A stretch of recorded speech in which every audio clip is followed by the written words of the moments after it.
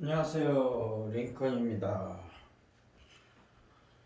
자, 1월 7일 목요일 아침 7시 50분입니다.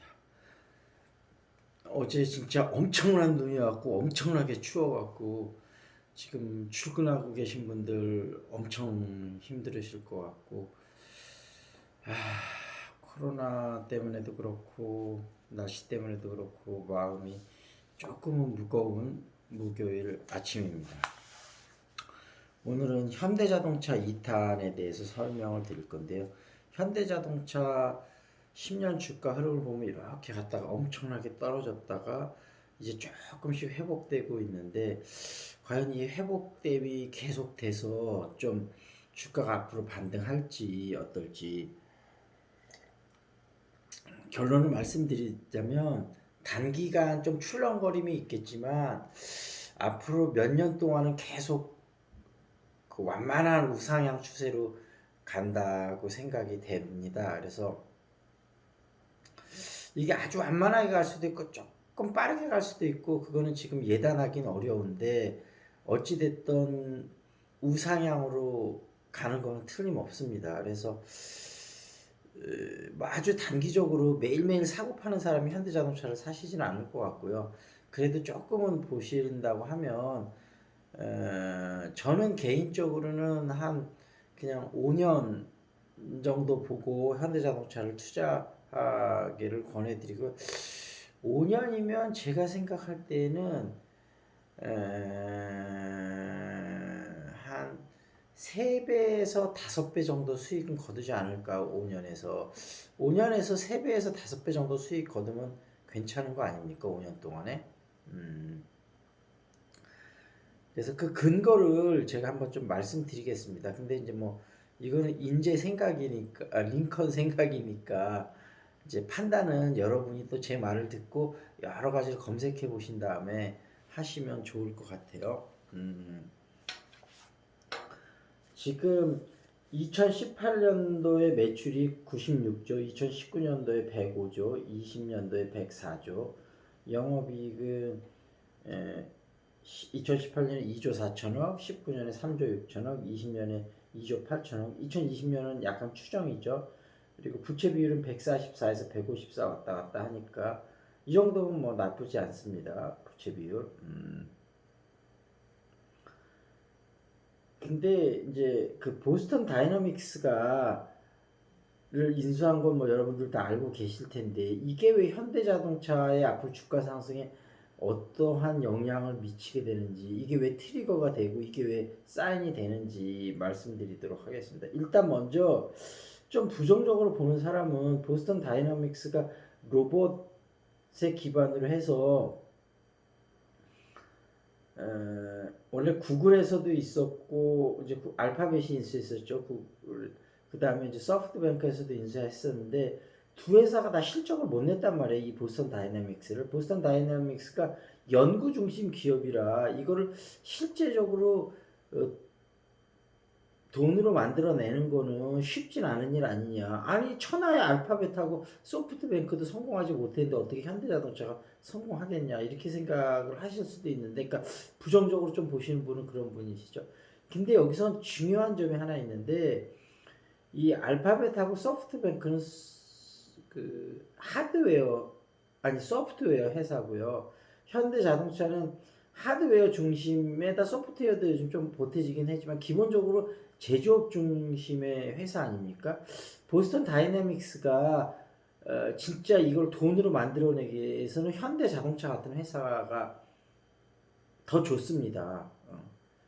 알파벳이나 소프트뱅크보다는요. 그 이유를 한번 설명을 드리면, 이, 이 물류 시장이 에서 로봇을 많이 활용할 수 있거든요. 현대자동차 벌써 공장에서도 이 웨어러블 로봇을 해갖고 벌써 많이 쓰고 있다고 그러거든요. 현재 쓰고 있어요. 많이 이거를.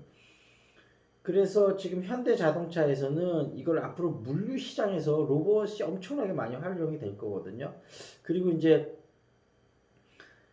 재난 구조, 의료 및 헬스케어, 그 다음에 자율주행 이송 이런 데 쓰고, 그 다음에 결국은 개인 서비스가 가능한 휴머노이드 로봇까지 가려고 하는데, 물론 개인 서비스가 가능한 휴머노이드 로봇으로 가려면 요건 시간이 좀 걸리겠죠. 그렇지만 웨어러블 로봇은 지금 많이 쓰고 있다고 그러고 앞으로 1, 2년 내에 엄청나게 더 씁니다. 그리고 재난 구조, 의료 및 헬스케어에는 지금도 쓰고 있고 앞으로 몇 년 내에 드라마틱하게 증가가 될 수 있을 거라고 그러거든요. 그리고 현대 자동차가 결국은 의료 및 헬스케어가 엄청나게 커지는 시장인데, 삼성도 바이오 로지스틱스하고 바이오 에피스 해서 제약 시장에 뛰어들었잖아요. 의료 및 헬스케어가 워낙 매년 20%씩 그 파마스티컬하고 성장한다 그랬잖아요. 그러니까 일단 현대 자동차가 이 뭐죠? 요거를 해갖고 의료 및 헬스케어에 발을 들여놓은 다음 시작해서 어떻게 보면 점점 더 발을 디뎌놔서 나중에 정말 제약까지 할지는 모르겠는데, 하여튼 의료 및 헬스케어의 상당한 부분을 현대자동차가 다시 하게 될 확률이 저는 되게 높다고 봅니다. 왜냐하면 매년 20%씩 성장하고 있는데 대기업에서 뛰어들겠죠. 그러니까 결국은 삼성은 앞으로 이제 지금은 현재 주력 사업은 반도체지만 앞으로는 두 가지 보고 있지 않습니까? 전장 사업부. 그러니까 삼성전자나 LG전자 지금 전장 사업부를 굉장히 크게 보고 있잖아요. 그래서 LG전자, 삼성전자 그렇게 많이 뛰는 거고요. 전장 사업부가 지금 자동차에 들어가는 반도체보다 앞으로 뭐 5년 있으면 10배 더 들어갈 거라고 그러잖아요. 그러니까 반도체 시장하고 전장 시장하고 사실 굉장히 연결이 돼 있습니다. 그래서 삼성전자가 엄청나 앞으로 저걸 발휘를 하겠죠. 그리고 LG전자도 뭐 전장 사업부 쪽에서 큰 역할을 할 것이고요. 그리고 이제 LG 그룹 내로는 또 이제 LG 화학의 2차 전지, 이것도 자동차하고 연결된 거죠. 2차 전지를 엄청나게 이제 확대하려고. 그러니까 어떻게 보면 LG 전자의 커다란 가전 사업부는 그대로 뭐 그냥 현상 유지하면서 조금씩 늘어가는 거고, 미래 주 성장 동력 그렇게 두 개고, 삼성전자는 아까 얘기했다시피 제약산업, 바이오 에피스, 바이오로직스틱 그거하고, 그다음에 삼성전자 전장 사업부, 이게 아주 두 개 중요한 성장 동력이란 말이에요. 그러면 현대 자동차는 모빌리티 사업으로 간다고 그랬잖아요. 플랫폼 기반 모빌리티 서비스. 이 모빌리티 서비스가 하나의 중요한 성장 동력이고, 하나는 그 뭐죠? 이 로보틱스, 이게 주요한 사업 성장 동력이 됩니다. 그래서 로보틱스는 아까 얘기했다시피 여기에 웨어러블 로봇 해갖고 그 공장에서 웨어러블 쓰는 거, 재난 구조, 그 다음에 의료 및 헬스케어. 이 의료 및 헬스케어가 또 앞으로 엄청난 역할을 할 겁니다. 그래서 이 보스턴 다이나믹스에 얼마나 기대를 걸고 있는지, 이 지분 볼 때 보면 80% 지분을 가져갔는데 20%를 아직도 잠깐 30, 20, 70, 80, 20%를 아직도 그 소프트뱅크가 가지고 있잖아요. 소프트뱅크도 내심 기대가 있는 거예요. 자기네들이 갖고 있는 것보다 20% 갖고 있어도 현대자동차에서 더 큰 시너지를 낼 거라고 손정희가 생각하고 있는 거죠. 그리고 현대자동차가 30, 모비스가 20, 글로비스가 10, 정의선 회장이 20.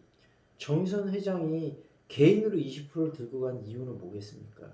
보스턴 다이나믹스를 앞으로 엄청나게 키워서 한다는 얘기죠. 그러니까 본인이 20%, 사재까지 털어서 20% 가져가지 않습니까? 그래서 보스턴 다이나믹스는 교수 마크 레이버트가 카네기 멜론 대학교하고 MIT 교수였는데 대학 내 벤처로 시작이 돼서 아까 말씀드렸다시피 2013년에 알파벳이 인수했었고 2017년에 소프트뱅크가 인수했었고요. 그래서 현대자동차는 플랫폼 기반 모빌리티 서비스, 자율주행 상용화, 수소 사업 기반 구축, 도시환경 교통, 로보틱스 뭐 이런 거가 앞으로 핵심 산업이라고 하는데, 어쨌든 자율주행 상용화하고 수소 사업 기반 구축은 뭐 어느 정도 보이는 거죠, 눈에. 근데 로보틱스는 사람들이 잘 뭐 그렇다고는 하는데 정말로 이게 얼마만큼 커다란 포텐셜이 갖고 있는지 지금 잘 모르시는데 그러니까 엄청난 포텐셜을 갖고 있다는 거죠. 그래서 현대 자동차 들고 계시는 분은 당연히 들고 계시고 앞으로 좀 생각하시는 분은 분할 매수해서 한 포트폴리오에서 20% 30% 가져가셔도 앞으로 중장기 투자로 충분히 본인이 원하는 수익을 거둘 수 있지 않을까, 본인들이 생각하는 이상의 수익을 거둘 수 있지 않을까 하는 링컨 생각입니다.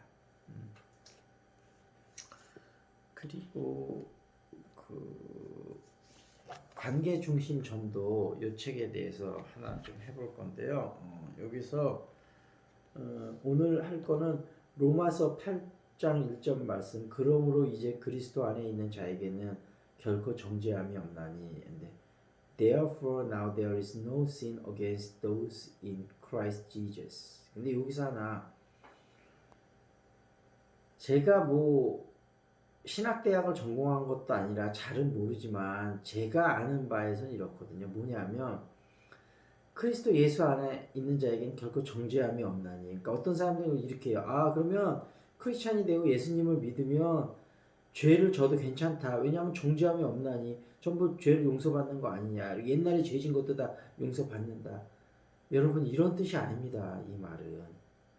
무슨 뜻이냐면, 자, 예수님을 믿게 되면 이거잖아요. 하나님하고 나하고 바른 관계가 서야 되고, 하나님과 나의 바른 관계가 서면 저절로 나하고 내 이웃들하고 바른 관계가 서서 내가 이웃들을 사랑하고 잘하게 되잖아요. 그리고 예수님 안에 있는데 죄를 쉽게 지을 수는 없겠죠. 인간이 예수님 안에 있다고 죄를 안 짓는 건 아닙니다. 죄를 짓는데 죄를 안 짓도록 최대한 노력을 하면서 예수님을 닮아가려고 발버둥을 치겠죠. 그러니까 그런 모습 속에서 정죄함이 없다는 거죠. 그러니까 예수님을 믿게 되면, 하나님을 믿게 되면 죄를 안 짓기 위해서 발버둥을 치니까 그냥 안 믿는 사람보다 훨씬 낫겠죠. 훨씬 죄를 짓는, 죄도 큰 죄는 안 지을 테고 조그만 죄를 지을 때도 정말 부끄러워하겠죠. 윤동주 시인이 말했듯이 그 이는